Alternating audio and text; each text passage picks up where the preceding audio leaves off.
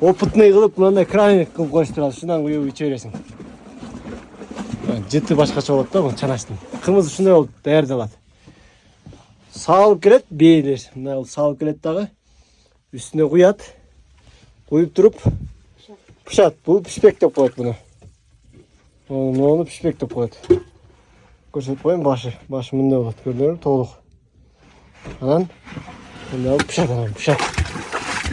Пышканда анан ачыттан кымыз болот. Кымыз үчүн даярдалат тугандар.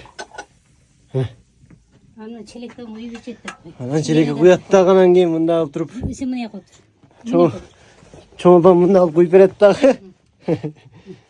Ичебиз анан. Мама каймакты берет де. Каймак анан. Маза. Свежий каймак болот мындай. Көрдүңөрбү? Бул каймак деп коет, натуральный.